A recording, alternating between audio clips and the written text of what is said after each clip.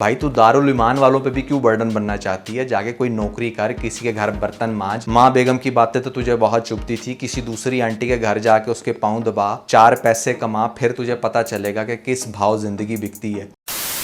क्या मीरब की दूसरी शादी होने वाली है भैया? यहाँ पर टीजर में ये जो आंटी है ये कुछ ऐसा बोलती हैं कि भाई हमारा तो जाने का टाइम आ गया था, लेकिन अब हमने इसको बना लिया क्योंकि अपनी बच्ची, तो इसकी बहुत टेंशन खाई जा रही है और सामने बहुत अच्छा प्रपोजल भी। तो क्या यहाँ पर फरूक रक्शे वाले के साथ मीरब की शादी करवाएंगे ये लोग? और वैसे क्या शादी हो भी सकती है? नहीं, क्योंकि पहले से मीरब ने ऑलरेडी शादी कर रखी है।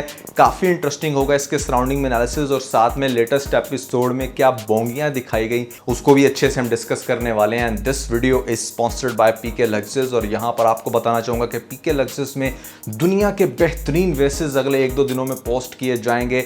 एक ऑलरेडी पोस्ट कर दिया गया है, नीचे डिस्क्रिप्शन में आपको इस वेस का लिंक मिल जाएगा। बहुत ही सुपर्ब और अच्छे साइज के अंदर ये वेस अवेलेबल है। तो अगर आप में से कोई भी शख्स खरीदना चाहता है तो नीचे लिंक पे क्लिक करके अभी बाय कर सकते हैं। PK Luxus. We don't sell crap. Meerab जाती है अपनी सबा लोड वाले के घर और वहां पर जाकर उसको पता चलता है कि सबा तो अवेलेबल नहीं है, अलबत्ता उसका बाप आया था पीछे से, उसका भाई आया था, सॉरी भाई कह रहा हूं, वो तो हमारे फरूक ने समझा, उसका मुर्तसिम आया था। तो उसने किसी की भी परवाह नहीं की कि अच्छा आए थे, क्या कह रहे थे, क्या बात कर रहे थे। इवन के इसी गार्ड के सामने उसके बाप की डेथ भी हुई और वो ये बता भी सकता था, लेकिन कुछ भी ऐसा डिस्कस नहीं किया गया, ना ही मीरब ने पूछा। That was extremely strange. शर्म करो शर्म। फिर ये जाती है फरूक के साथ उस अंकल आंटी के घर में और वहां पर इसने ऐसा मुंह बनाया हुआ है जैसे इसको धक्के मार के किसी ने घर से बाहर निकाला हो। ऐसे रो रही है बेचारी के जैसे इससे मासूम तो दुनिया में कोई शख्स है ही नहीं।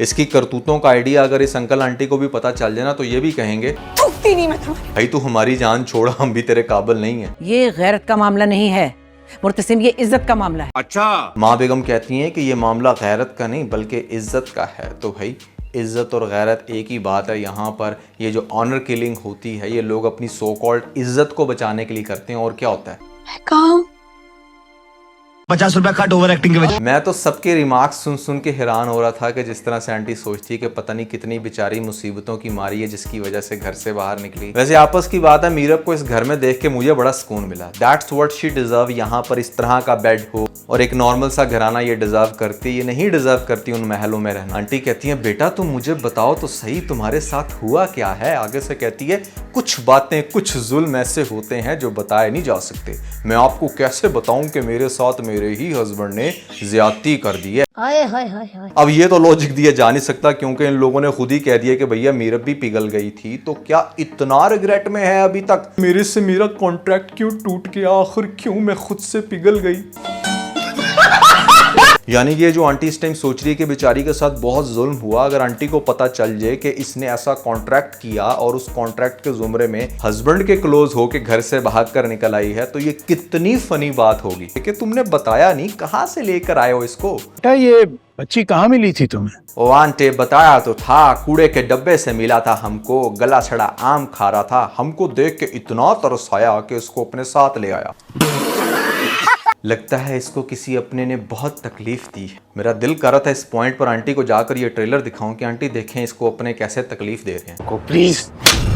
थूकती नहीं मैं तुम्हारी यही औकात थी। और एक ही दिन में आंटी के घर से भी रच के कहती है कि मैं अब दारुल ईमान जाना चाहती हूँ, मैं आप पे बर्डन नहीं बनना चाहती। भाई तू दारुल ईमान वालों पे भी क्यों बर्डन बनना चाहती है? जाके कोई नौकरी कर, किसी के घर बर्तन मांज। माँ बेगम की बातें तो तुझे बहुत चुभती थी, किसी दूसरी आंटी के घर जाके उसके पांव दबा, 4 पैसे कमा, फिर तुझे पता चलेगा कि किस भाव जिंदगी बिकती है। बात तो सही है। जो बाप भाई हस्बैंड आपको महल जैसा घर देते हैं रहने के लिए, आपके सारे खर्चे पूरे कर रहे होते हैं, वहां पर तो आप लोगों के नाज नखरे खत्म ही नहीं होते। जब दुनिया बाहर की जाकर देखते हो ना, फिर पता चलता है कि हमें क्या आसाइशात मिली हुई हैं और हम कितने नाशुक्र हैं। अच्छा, अब जिस तरह से डिस्कस करते हुए दिखाया जा रहा है यहाँ पर अंकल आंटी को, वो मतलब कह रहे हैं कि पहले तो हम आराम से मर सकते थे, अब हमें मारने के लिए आके मीरब। तो हो सकता है कि वो ये सोचें कि इसकी हम शादी करवा देते हैं क्योंकि इस तरह तो लड़की को नहीं छोड़ा जा सकता, ये तो लड़की की शादी की उम्र है। ना ना बाबा, हमसे कॉन्ट्रैक्ट नहीं होगा, हम तो शादी की पहली रात ही तुमको पूरा औरत बनाएगा। खान तो वैसे वो भी था मुर्तसिम खान, लेकिन वो मतलब कोई नई मखलूक थी जो कि शायद कोई स्पेशल ऑर्डर पे तैयार हुई थी, जिसने इतना अरसा इसको अपनी हथेली का छाला बना के रखा और अंत में इसने उस छाले की जगह चपाट दे के उसके मुंह पे मारा। अब चूंकि यहाँ पर वो फरूक भी थोड़ी सी इन्वेस्टिगेशन करना चाहता है, ये जानना चाहता है कि ये लड़की कहाँ से है, तो हो सकता है कि उसकी फ्रेंड की तरफ दोबारा जाए कुछ इन्फॉर्मेशन लेने के इसके पेरेंट्स कहाँ पे रहते हैं, और आगे से वहाँ पर मुर्तसिम ऑलरेडी नाका लगा के बैठा हो इतने सारे गार्ड्स के साथ। जब देखेगा हमारा फ़ारूक तो वो बेचारा वहीं पर डर जाएगा, उससे सही से बोला भी नहीं जाएगा और कहेगा कि भैया मैं तो मौसी को लेने आया था। मुर्तसिम जैसे इन्वेस्टिगेशन कर रहा है उससे, तो वो काफ़ी डर जाएगा और ये भी पता चल जाएगा कि ये उसका हस्बैंड है। और हो सकता है कि ये फ़ारूक फिर जाकर इस अंकल आंटी को ये इन्फॉर्मेशन दे कि इसका हस्बैंड तो बहुत ही जालिम दिखता है, उसके साथ तो इतने सारे गार्ड्स और यहाँ पर कोई वडेरा टाइप बंदा है, तो ये उनसे भाग कर निकली है। मेरे ख्याल से बेचारी के ऊपर बहुत ही जुल्म होता होगा। ये हो सकता है कि वो लोग परसेप्शन बनाएं, जिसके बाद डेफिनेटली शादी तो वो नहीं करने वाले। लेकिन एक और इंटरेस्टिंग चीज़ हो सकती है आने वाली एपिसोड्स में कि मुर्तसिम बेचारा जब ढूंढ ढूंढ के थक जाएगा, नहीं मिलेगी उसको मीरब, तो वो अकेला रहना शुरू होगा और यहाँ पर हो जाएगी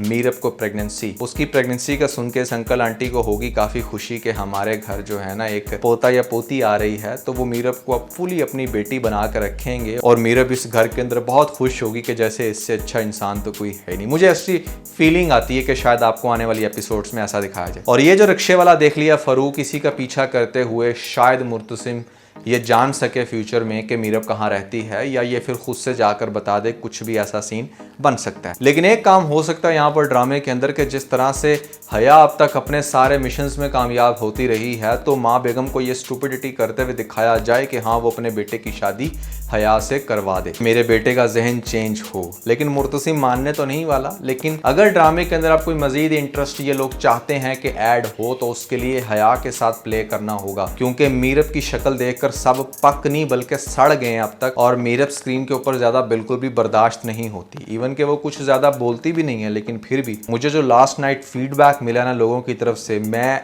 ऐसा फीडबैक आप लोगों को पब्लिक भी नहीं करके दिखा सकता कि इतना हैवी क्रिटिसिज्म इस टाइम लोग मीरब कैरेक्टर के ऊपर कर रहे हैं। और करना बनता भी है कि मतलब 51-52 एपिसोड स्टिल आपको दिखाया जा रहे हैं फजूल के फ्लैशबैक्स, और यहाँ पर एक्सट्रीम लेवल का आपको एक ऐसा कैरेक्टर दिखा दिया गया जो सिर्फ महज स्टुपिडिटीज कर रहा है। उसकी अपनी कोई थिंकिंग नहीं है, कोई आइडियोलॉजी नहीं है, कुछ पता नहीं है उसने किस डायरेक्शन में चलना है, और इतने सारे लोगों को सिर्फ तकलीफ देती जा रही है इंक्लूडिंग व्यूअरशिप के। यहाँ पर लोग भी ट्रॉमा का शिकार हो रहे हैं कि भैया इस ड्रामे के अंदर क्या दिखाया जा रहा है, हमने इतनी सारी एपिसोड्स इसकी आखिर क्यों देख ली। तो that's everything about the latest episode. कैसी लग रही है आपको एपिसोड, और क्या लगता है कि क्या मीरब की शादी हो सकती है किसी सिनेरियो में? कमेंट सेक्शन में जरूर बताइएगा। और अगर आप लोगों ने हमारी Q&A वीडियो नहीं देखी तो ऊपर आपको लिंक मिल जाएगा, जल्दी से लिंक पे क्लिक करके वीडियो देख के अपना फीडबैक मुझे जरूर दीजिएगा।